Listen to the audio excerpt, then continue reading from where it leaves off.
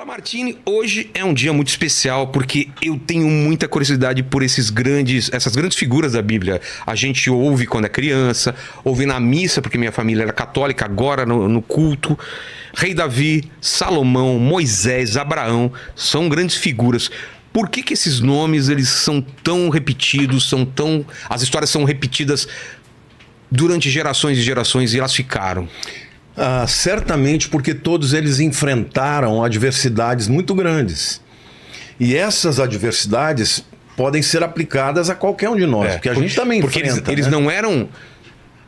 Eu não sei se isso se aplica a todos, mas eles não eram a pessoa que todo mundo esperava que seria a mais preparada, ou a mais forte, ou a mais inteligente. Exatamente. Elas foram preparadas por Deus. Eles eram pessoas normais que enfrentaram dificuldades que podem ser aplicadas à nossa vida, medos, inimigos, circunstâncias. E eles foram fiéis a Deus e a sua fidelidade permitiu que Deus escrevesse uma história em conjunto com eles que fosse transformadora, né? Você citou de Moisés. Moisés foi o libertador do povo, Abraão é o pai da fé e Davi é o maior herói de Israel, sem dúvida alguma. Sem dúvida alguma. E todos eles também têm histórias de erros, de falhas como nós. Muitos erros. Superaram isso. Você sabia, por exemplo, que Jerusalém, que é a cidade mais importante do mundo, é chamada de a cidade do rei Davi. Ah, é? Porque foi Davi quem estabeleceu a cidade de Jerusalém. Embora ela já existisse antes, desde o período de Abraão, quando Abraão encontra, por exemplo, com Melquisedeque, ele era rei de Salém. Entendi. Que era, nós estamos falando de 2200 a.C. Salém é o embrião da cidade de Jerusalém, mas foi Davi quem levou o seu reino para a cidade de Jerusalém, quando ele conquistou dos jebuseus. Então Davi, ele é um grande herói de Israel. Eu tive a oportunidade de ir a Israel na comemoração de 3.000 anos. Nossa. Porque Davi é do ano 1000, então são 3.000 anos atrás, né? Entendi. E vamos dar um contexto antes de falar de Davi. Qual era o mundo que ele vivia antes e durante, assim, o que vem antes dele pra gente entender o contexto histórico de onde ele tá vivendo? Tá, assim, bem a grosso modo, tá? Nós estamos falando do Êxodo, quando o povo foi libertado por Moisés do Egito em torno de 1500, 1450 antes de Cristo. Tá. Aí você tem 40 anos no deserto, que você sabe, depois dos 40 anos vem Josué. Josué foi o sucessor de Moisés que tomou a terra prometida, que é a terra onde está Israel hoje. Quando ele chegou lá, ele dividiu o território pelas 12 tribos. Mas quando morre Josué, que foi o grande líder, né, sucessor de Moisés, veio um período de aproximadamente 300 anos chamado período dos juízes. Nesse período, as tribos estavam divididas pelo território e cada um tinha sua própria vida. Eles não estavam juntos como povo. Né? Uma nação governada por um rei, não era? Cada lugar tinha os seus próprios líderes e tal. Quando surgia um problema, Deus levantava um juiz naquela região. Entendi. Isso durou aproximadamente 300 anos. Caramba, muito tempo. Só que quando Deus levantou um homem chamado profeta Samuel, ele foi o último dos juízes. Paralelamente, todos os povos circunstantes, ou seja, os povos vizinhos de Israel, já tinham o próprio rei. Já tinha um exército. Isso era uma vantagem. Era uma vantagem, porque quando você está falando de guerras, por exemplo, os midianitas vieram contra a região lá em que Gideão foi levantado. Ele teve que levantar pessoas da sua tribo. Mas não acontecia de todas as tribos se juntarem para lutar contra o inimigo comum. Entendi. Não é? Então Deus levantou Sansão, Débora, Gideão e vários os juízes. Mas chegou uma hora que o povo começou a pressionar a Samuel, que era o último juiz, para que ele ungisse o rei. E Samuel ficou magoado. E Deus falou com ele: Samuel, você não fique chateado, eles não estão contra você, estão contra mim. Eles querem um rei, eu vou dar. E aí ele ungiu Saul. E Saul foi um rei que venceu muitas batalhas, foi ungido por Deus, só que ele cometeu erros gravíssimos. E aí Deus simplesmente chegou e falou: olha, eu não quero mais esse camarada, porque Saul, ele era o homem que no olhar das pessoas era o homem ideal. A Bíblia diz que Saul, ele passava na altura do povo em geral, dos homens em geral, uma cabeça. Então ele era alto. Eu era um cara de pelo menos 1,90 m. Tá. Entendeu? Era um cara forte. Então esse era o tipo do... Porque naquele tempo os reis, eles eram reis tribais, né? Eles tinham que ser guerreiros, eles tinham que ser pessoas vistosas. E a Bíblia diz que Saul era um homem lindo. Isso é uma representação do que, Tuti? Não, aí já provavelmente deve ser Davi tocando para Saul. É isso? Isso, tocando harpa para Saul. Essa representação de Saul, um cara forte. Saul, o cara sentado lá e Davi. Por quê? Porque tinha que ser um guerreiro. É o cara que ia na frente da batalha. Intimidasse o inimigo.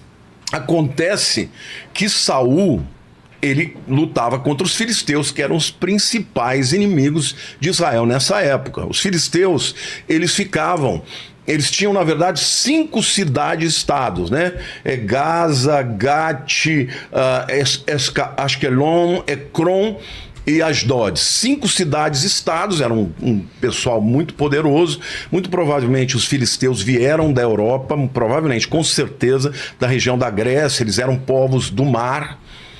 E quando eles se estabeleceram ali, antes de Israel chegar, por volta do final do chamado período de bronze, da era de bronze, quando Israel chegou e tomou a terra prometida, começou a enfrentá-los. E só que o ápice da situação em que Davi é levantado é quando ele chega lá no Vale de Elá, e tá lá o grande gigante Golias, mas eu acho que eu não vou entrar propriamente agora. Vamos deixar para a hora deixar para lá. Mas o que é importante a gente saber é que quando começou o período do chamado reinado, terminou os juízes, Samuel foi o último juiz, começou o período dos reis, o primeiro foi Saul, que governou por 40 anos. Depois Davi também governou 40 anos e depois Salomão governou por 40 anos. Então, o período do Reino Unido foram 120 anos. 120 anos. Aí depois, quando morre Salomão, o filho de Salomão tem uma guerra civil que ele tem que lutar contra...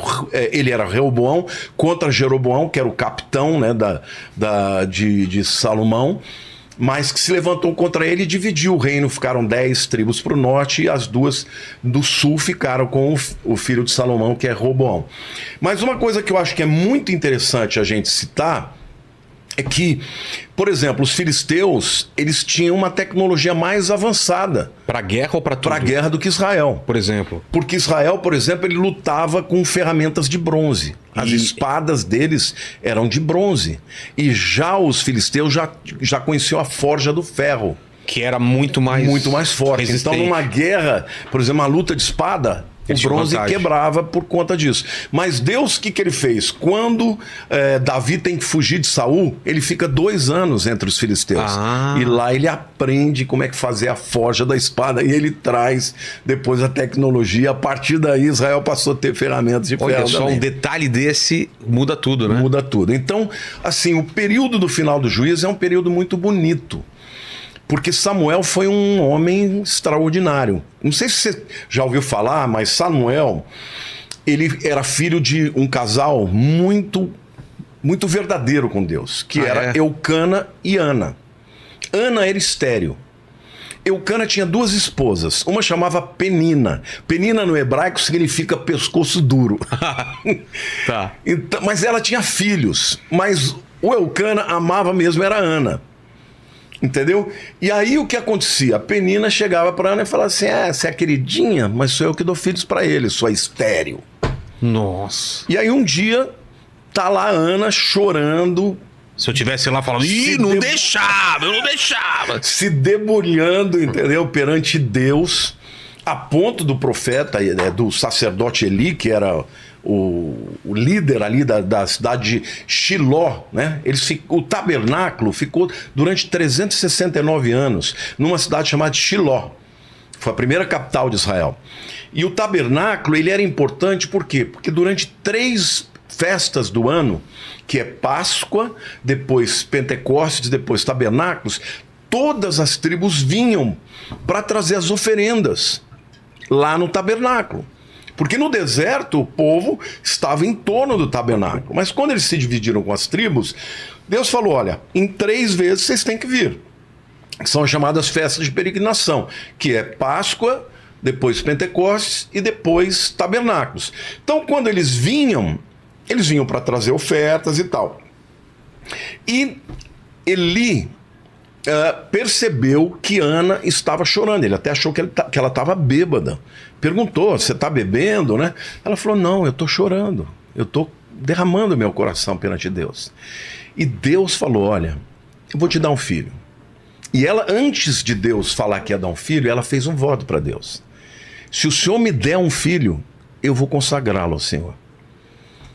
E aí ela concebeu. E nasceu o profeta Samuel. O que ela fez? Até que ele desmamasse, aí por volta de 3 anos, ela criou.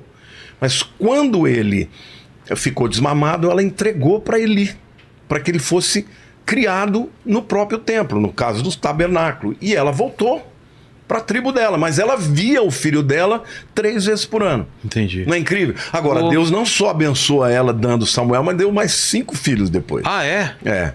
Mas Samuel foi consagrado por Deus. E um dia Samuel, ele era um menino, devia ter uns 7, 8 anos, ele estava dormindo. Este é Samuel? É uma representação de Samuel? É o grande profeta Samuel. Foi o profeta que ungiu Saul e depois ungiu Davi. Extraordinário. Mas ele era um menino, ele ouviu uma voz dizendo Samuel, Samuel. Aliás, a palavra Shmuel. Shmoel. El é Deus. Shmo, Deus ouve. Nossa. O Deus que ouve. Porque Ana deu este nome porque Deus ouviu a prece dela.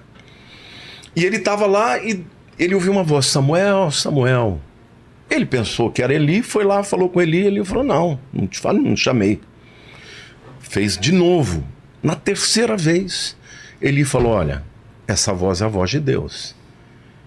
Se você ouvir de novo, você pergunta, fala, Senhor, que o teu servo ouve. E aconteceu, e ele falou. E aí Deus falou com ele. E deu uma palavra profética em relação a Eli. Porque Eli era um homem de Deus, mas ele era muito leniente com os filhos dele. O que é leniente? Leniente é um cara fraco, não educou. Tá. Os filhos dele, por exemplo, roubavam. Quando traziam os sacrifícios, eles pegavam a melhor parte para eles, os cordeiros perfeitos, para eles comerem, e davam os piores para Deus. Eles se prostituíam com as mulheres que vinham. Quer dizer, eles eram... E o pai não... E o pai fazia vista grossa. Ele sabia, porém não fazia nada. A ponto de Deus ficar tão cheio dele que permitiu que os filhos dele, quando os filisteus atacaram, eles normalmente levavam a arca antes, porque a arca representava a presença de Deus. Os mandamentos estavam lá. Exatamente, estavam dentro, estavam as tábuas da lei, tinha o vaso do maná e também a vara de Arão, né, que floresceu. Mas mesmo assim, Deus permitiu que os 2 filhos dele, Hofni e Finéias, fossem mortos. E quando Samuel, Eli estava bem velhinho, ele recebe a notícia que os filhos deles morreram, e a arca, né, tinha sido levada pelos filisteus, ele cai de costa, quebra o pescoço e morre. Caramba, então foi trágico, muito trágico. Foi muito ruim, porque ele foi um homem que não respeitou a Deus e não criou seus filhos e permitiu que eles profanassem lá o tabernáculo o tempo inteiro. E Samuel, em contrapartida, foi um homem consagrado. Então, ele era extraordinário. E a partir de então, ele começou a ser o juiz mesmo das tribos de Israel. Embora ele não fosse ainda um rei para todas as tribos, era como se fosse já, porque vinha gente de todos os lugares para pedir direcionamento e tal. Quando o povo começa a pedir um rei, ele fica magoado. Como se ele não fosse bom o suficiente. Mas Deus fala, não é a você que eles rejeitaram, mas a Davi. Desculpe, a mim. E aí ele fala, eu vou dar um rei como eles querem. E aí ele unge a Saul, Saul se torna um homem extraordinário, tem muitas vitórias na batalha. No começo, Saul teve um primeiro momento em que ele foi fiel a Deus. Mas ele teve pecados muito sérios por conta de ter essa vaidade. Foram 3 pecados que fizeram realmente Deus acabar com a história de Saul, porque Deus fala para ele, olha, se você tivesse sido fiel, eu iria fazer com que o reino continuasse na tua família. Mas quais foram os 3 pecados sérios de Saul? O primeiro é quando ele, Samuel fala para ele, olha, eu vou chegar tal dia, você espere eu chegar, porque eu vou fazer um sacrifício, e aí você pode sair para a batalha. Samuel deu o dia que ele viria. E o povo começou a ficar muito impaciente, porque ele não chegava. Ele chegou no último dia, no final da tarde. No último dia, Saul não aguentou esperar. O povo pressionou, ele foi ele mesmo e ofereceu o sacrifício. Quando Samuel chega, fala, mas que coisa louca você fez. Eu não te falei que eu vinha? Aí, ao invés dele se arrepender, como Davi fazia, ele deu desculpa. Mas o povo me pressionou. O povo estava com medo, entendeu? Esse foi o primeiro pecado. Ele desobedeceu, não esperou e fez aquilo que não era agradável a Deus. O segundo pecado foi quando eles prenderam um rei chamado, dos Amalequitas, chamado, como é que ele chamava o rei?